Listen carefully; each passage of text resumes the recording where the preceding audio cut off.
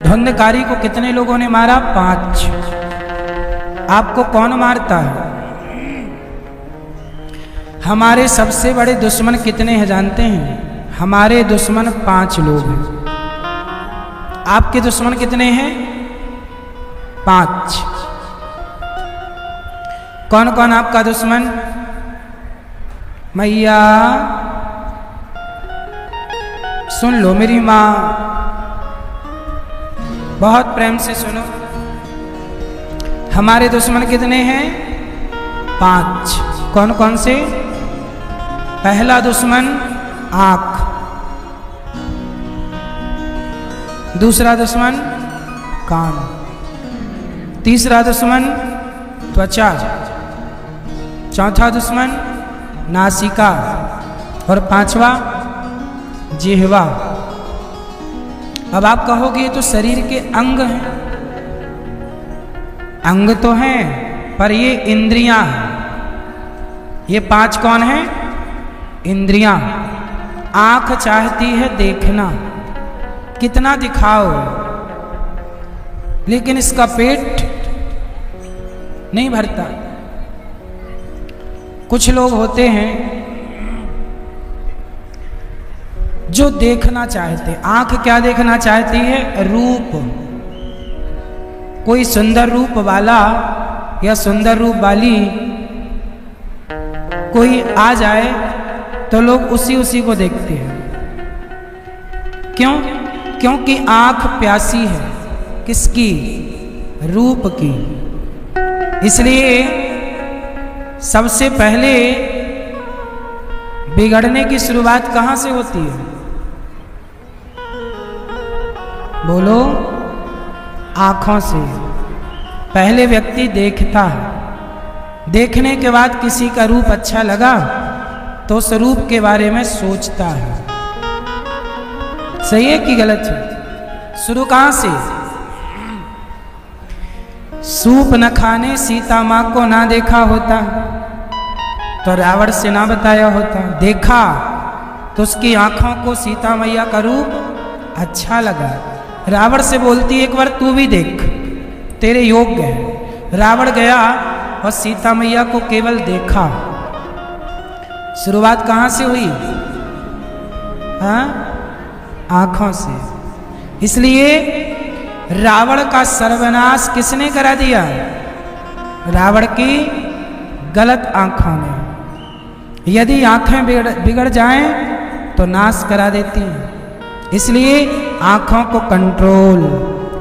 देखने को बहुत कुछ है, पर हमें क्या देखना चाहिए?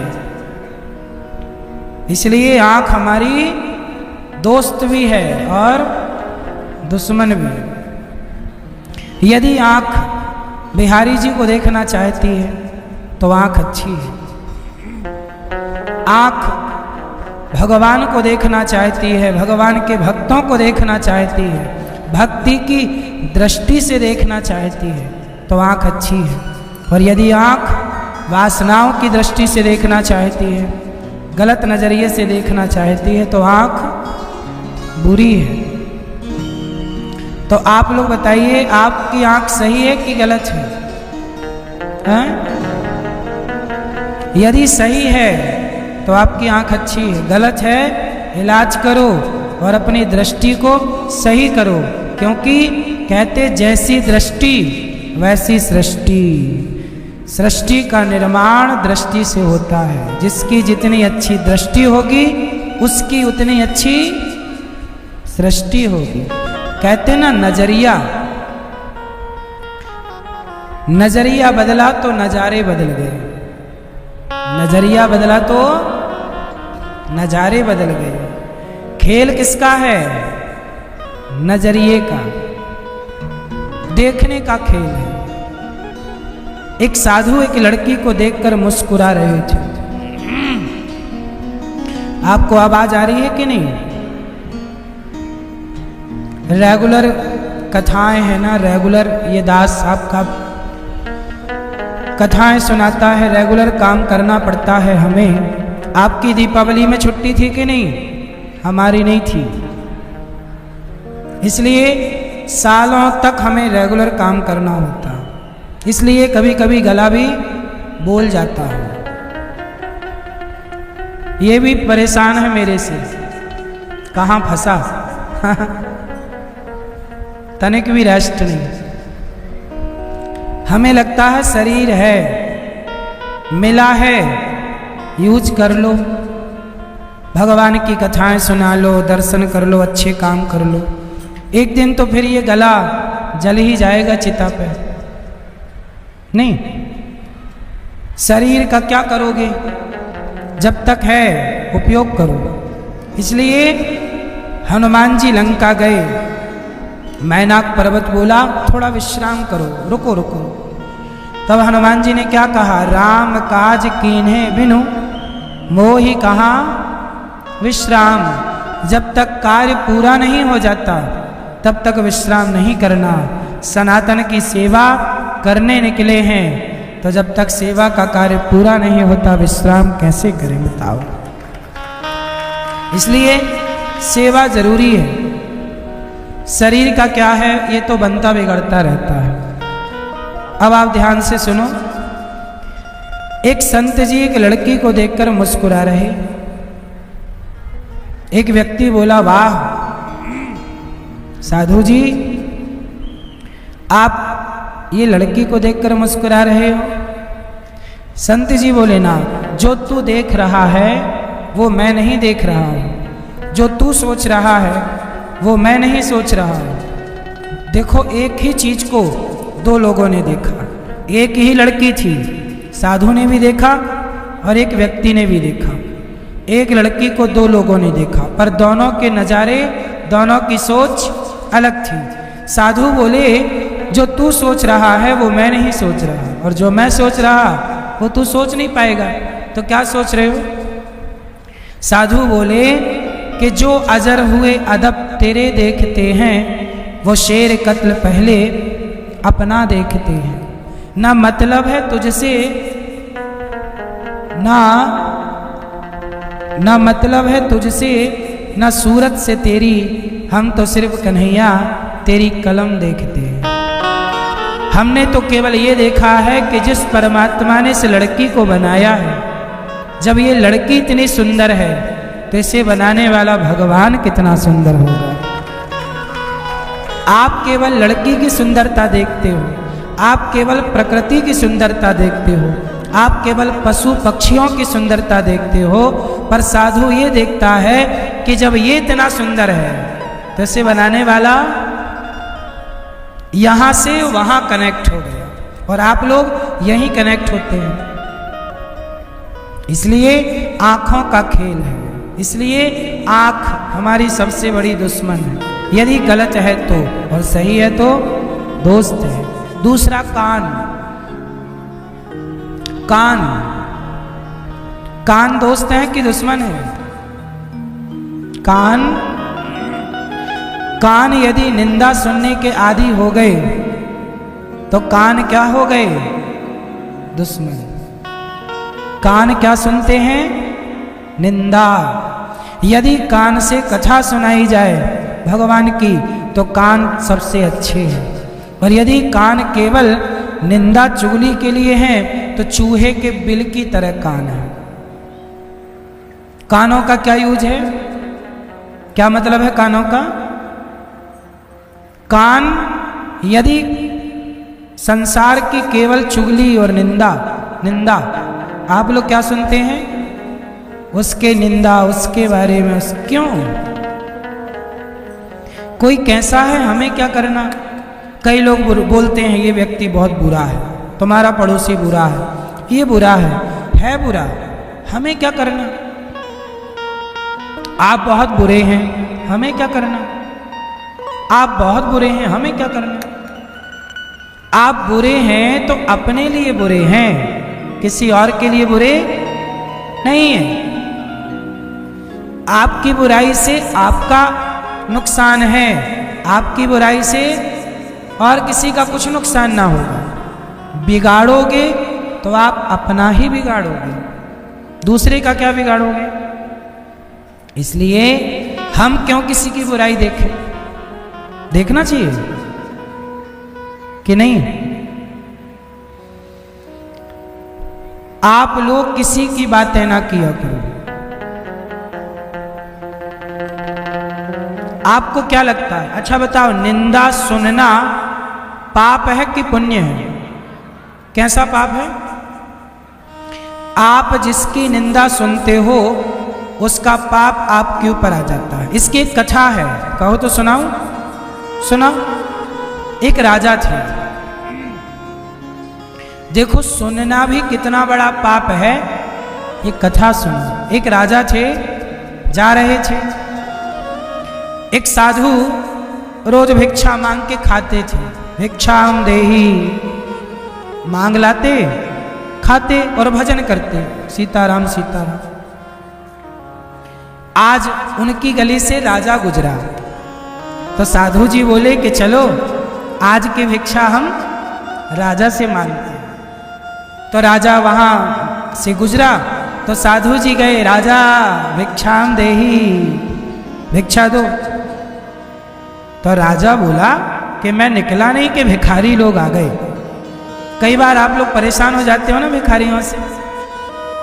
जहां गाड़ी खड़ी हुई चौराहे पर वहीं आ जाते हैं लोग, भैया दे दो दे दो। कांच खोलने का मन भी नहीं करता आपका। कई बार राजा भी परेशान, राजा से मांगने वाले बहुत। साधु पहुंच गए, राजा भिक्षा। तो राजा गुस्सा हो गया और तभी वहां पर घोड़े की लीद, राजा का रथ था, घोड़ा ने लीद की। जैसे गाय का गोबर होता है ऐसे घोड़े की क्या होती है? गाय के गोबर बोला जाता है, गोबर। ऐसे घोड़े की लीद पड़ी थी। तो राजा ने भिक्षा में वो एक तसला लीद दे दी। लो, साधु जी बोले चलो आज घोड़े की लीद मिली है। ले गए साधु, अपनी कुटिया के आगे डाल दिया कि राजा ने दिया है। अब राजा चले घर। 1 महीने बाद राजा ने नगर का फिर भ्रमण किया तो देखा कि लीद का पहाड़ लगा हुआ है। किसका पहाड़? लीद का, घोड़े के उस मल का पहाड़ लगा। वहां एक साधु भजन कर रहे, राम राम राम राम सीता राम सीता। राजा गए, महाराज। अच्छा, राजा पहचाने नहीं कि वही साधु है जो कभी मेरे से भिक्षा लेने आया। राजा तो राजा बोले, महाराज जहां भजन कर रहे हो ये इतना पहाड़ लगा है लीद का, क्या है ये? साधु बोले, राजा ये सब लीद है। कहां से आई इतनी? हमारे यहां तो इतना घोड़ा है ही नहीं, कितनी लीद हो? महाराज आपने हमें भिक्षा में लीद दी और व्यक्ति जो देता है उसका वही कई गुना बढ़ता है। तुमने अन्न दिया होता, अन्न बढ़ता, धन दिया होता, धन बढ़ता। तुमने हमें भिक्षा में लीद दी, तुम्हारा क्या बढ़ रहा है? ये तुम्हारे राज्य में लीद, और एक दिन इस लीद में तुम्हारा सारा राज्य डूब जाएगा। अब तो राजा घबराए, महाराज क्षमा करो, हमसे बड़ी गलती हो गई, हमने आपका अपमान कर दिया। अब ये बताओ ये लीद कैसे समाप्त हो? तब राजा से संत जी ने कहा कि यदि तुम्हारी कोई निंदा करे, तुम्हारी क्या करे? यदि कोई निंदा करे और निंदा सुने तो तुम्हारा ये सारा पाप समाप्त हो जाएगा। ये पाप है तुम्हारा, और ये लीद तुम्हें ही खानी पड़ेगी, गोबर का कीड़ा बन के। अब तो राजा डरा, क्या करूं क्या करूं? बोले निंदा। अब राजा बोले कैसे निंदा हो? प्लान बनाया कि गांव में एक पंडित जी थे, उनकी एक जवान लड़की थी। उस जवान लड़की को राजा ने अपने रनिवास में रखा। जहां रानी रहती थी उसकी जवान लड़की को। अब पंडित जी गए कि महाराज मेरी लड़की आपके यहाँ आई थी आज सवेरे, अब वापिस करो, शाम हो गई। तो राजा ने नहीं लौटाया, नहीं तेरी लड़की अब हमारे पास रहेगी। अब तो पंडित जी बोले राम राम, राजा की नीयत खराब हो गई। अच्छा, राजा उस लड़की को अंदर तो रखा था, पर वो सुरक्षित रखा था अपनी बेटी की तरह, लेकिन वो पंडित जी को बोल दिया कि नहीं अब वो हमारी है, जा। अब पंडित जी गांव में जाके भैया राजा बड़ा पापी है, हमारी जवान बेटी को रख लिया। अब भैया पूरे नगर में राजा की क्या होने लगी, निंदा। और राजा चाहता भी यही था कि लोग हमारी निंदा करें।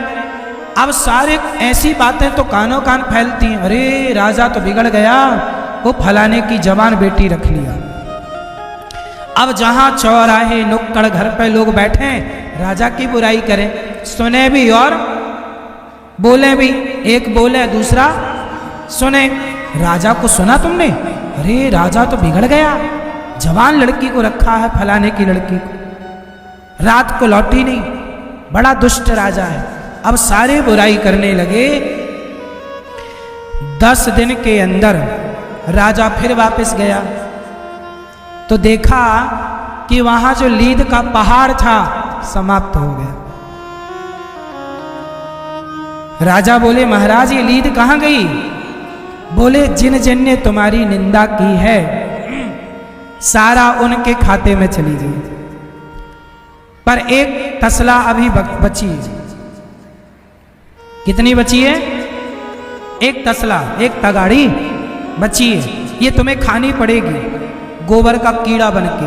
गोबर का कीड़ा होता है ना काले कलर का, वो गोबर खाता है, ये बनना पड़ेगा तुम्हें। राजा बोले महाराज कैसे करूं? बोले तुम्हारे नगर में सबने तुम्हारी बुराई की, पर एक बाकी है, कोई एक मैया है उसने तुम्हारी बुराई नहीं की। यदि वो तुम्हारी बुराई करे तो ये लीद भी खत्म हो जाएगी। अब राजा गया उस मैया के पास जो बड़ी भक्त थी, बड़ी अच्छी थी, उसे कोई मतलब नहीं कि राजा अच्छा है। अरे राजा अच्छा है तो वो अपने लिए, और राजा बुरा है तो हम क्यों? हमने देखा क्या कि राजा ने उस लड़की के साथ कुछ गलत किया? देखा किसी ने नहीं, बोला सबने। कई बार आप सच को जानते नहीं हैं पर आप बोलते हैं। अब हुआ क्या कि राजा गए रूप बदल के गए और मैया से बोले अरे मैया तुझे पता है अपने राजा ने फलाने की जवान लड़की को रखा है। कई दिन हो गए। वो मैया बोली अरे भैया सुन, रखा है तो मैं क्या करूं, चल बैठ, शाम हो गई, भजन कर भगवान का। राजा कई बार प्रयास किया पर उस माता ने एक बार भी बुराई की, उसका मन बुराई में निंदा में गया ही, ना सुना ना तो बोला। राजा ज्यादा बहुत बात करने लगे, बोले चुप हो जा। अच्छा, जब बार बार राजा बोलने लगे तो मैया समझ गई कि यही राजा है। तब मैया बोली सुन राजा तो कितना भी सोच कर कह, पर मैं तेरी बुराई नहीं करूंगी, एक तसला लीद तो तुझे खानी ही पड़ेगी। अब राजा बोला माता आप कैसे पहचान गई और आपको ये कैसे पता कि मैं एक तगड़ा लीद? वो साधु जी से बात हुई। तब उस माता ने कहा बेटा मैं किसी की निंदा कभी नहीं करती, इसके कारण भगवान की कृपा से मुझे ऐसी शक्ति प्राप्त है कि मैं किसी को भी देख सकती हूं कि उसका कितना पाप है और कितना पुण्य है। मैं देख रही हूं कि तेरे भाग्य में एक तगाड़ी, एक तसला लीद है। तूने कोई पाप नहीं किया आज तक, पर तूने किसी संत को भिक्षा में तूने अन्न दिया होता तो तेरा अन्न बढ़ जाता, पर तूने क्रोध में आकर एक संत का अपमान कर दिया और उसे घोड़े की लीद दे दी। कोई साधु लीद खाएगा क्या? कोई तुम्हारे घर भिक्षा मांगने आए और तुम उसे गोबर दे दो, लीद दे दो, ये क्या धर्म है तुम्हारा? तुम राजा हो, क्या ये तुम्हारा धर्म था? अब तुमने राजा हो के पाप किया है तो पाप भोगेगा कौन? अब तुम्हें अगले जन्म में वो एक तगाड़ी लीद फिनिश करने कीड़ा बनना पड़ेगा, कोई चारा नहीं। साधु के पास राजा आए, महाराज क्या करूं, क्या करें भाई? अवश्यमेव भोक्तव्यम, भोगना पड़ेगा।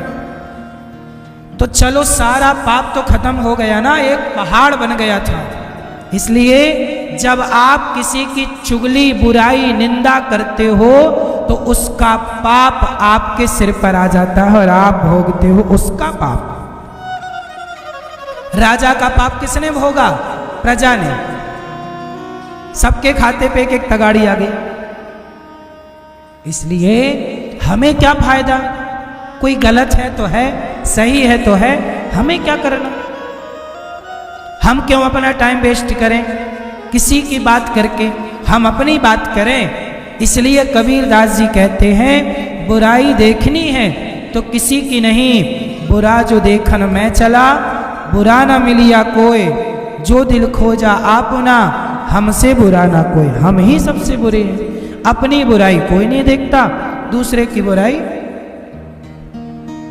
हम भी तो बुरे हैं, हमारे में भी लाख कमियां हो सकती हैं, लेकिन अपने अंतर्मुख में कोई नहीं झांकता। इसलिए आंख गलत देखे तो दुश्मन, कान गलत सुने तो दुश्मन, वाणी राजा की निंदा की, वाणी से पाप के भागी सारे बने, कान से निंदा सुनी पाप के भागी सारे बने। इसलिए ना कानों से सुनो ना वाणी से क्या बोलना, भगवान का नाम बोलो, सही बात बोलो, अपने परिवार का ख्याल रखो। क्यों तुम्हें पड़ोसियों की बातें करनी है? क्यों तुम्हें परिवार की बात करनी है? और बात करके तुम्हें मिलना क्या है? कोई फायदा हो तो मुझे बताओ, पैसे बढ़ रहे हो तो बताओ, बैठे बैठे पाप और कमा रहे हो।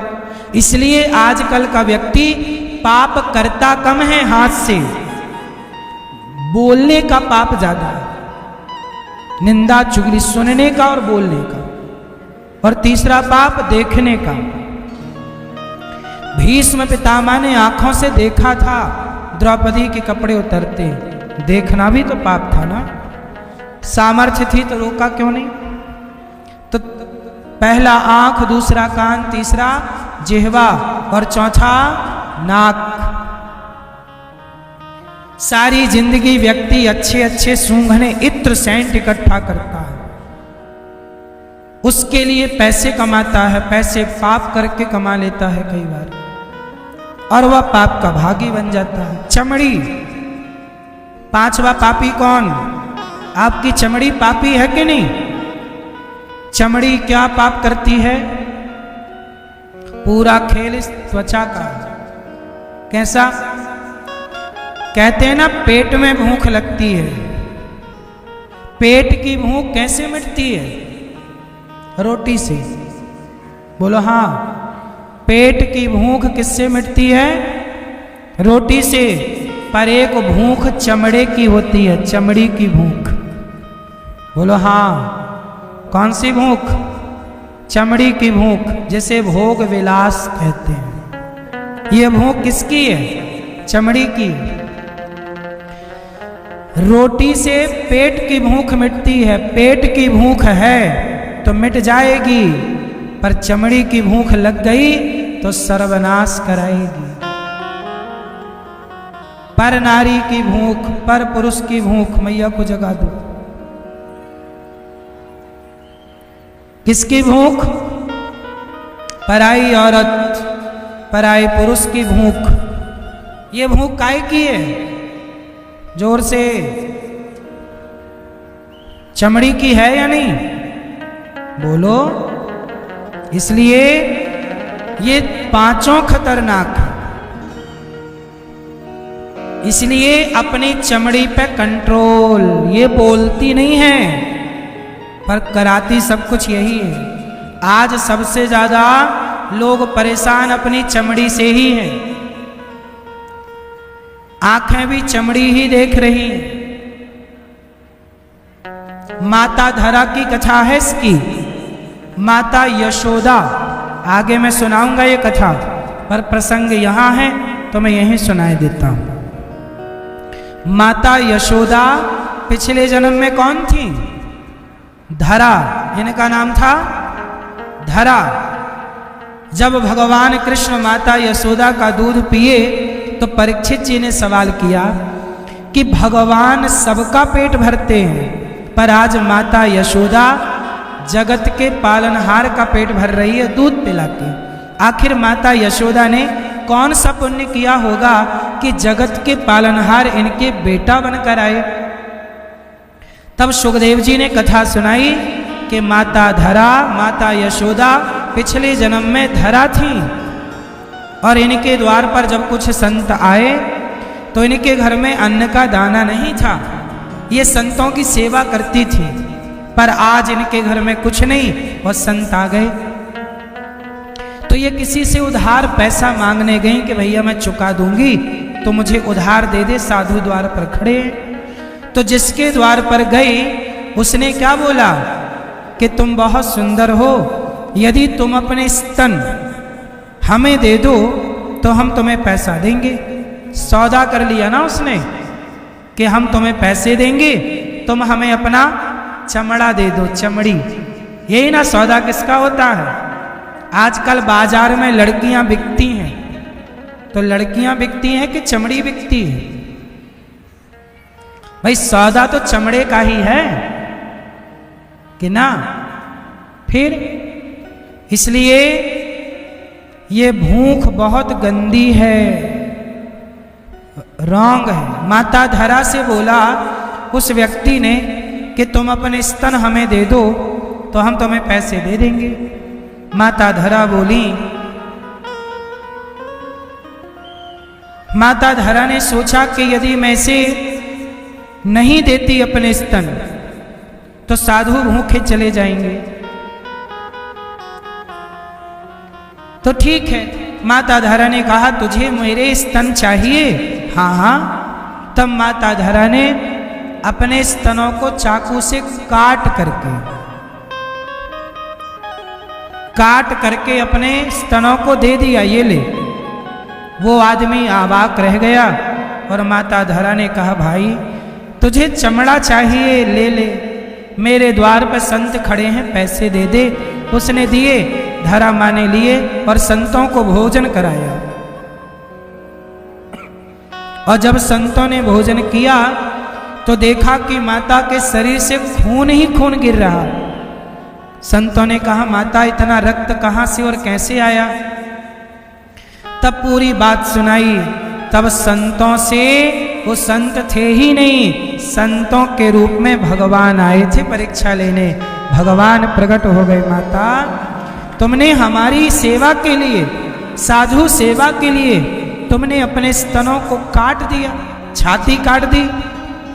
अब अगले जन्म में हम तुम्हारे बेटा बनकर तुम्हारा दूध पीकर तुम्हारे इस जन्म के दान का ऋण चुकाएंगे, कीमत चुकाएंगे।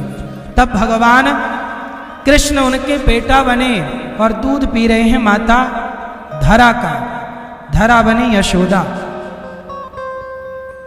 तो बिना पुण्य के कुछ मिलता नहीं है। इसलिए आपसे मैं कहता हूं कि पुण्य किया करो और पाप से बचो। सबसे बड़ा पाप है यही चमड़े का पाप। स्त्रियां भी ये पाप करती हैं पराये पुरुष के स्पर्श का, और पुरुष भी ये पाप करते हैं पराई स्त्री के स्पर्श का। ये पाप दोनों करते हैं, सब नहीं करते, पर बहुत लोग इस पाप में डूबे हुए हैं। और जो डूबे हैं वो ये समझ लें कि ये बहुत बड़ा पाप है।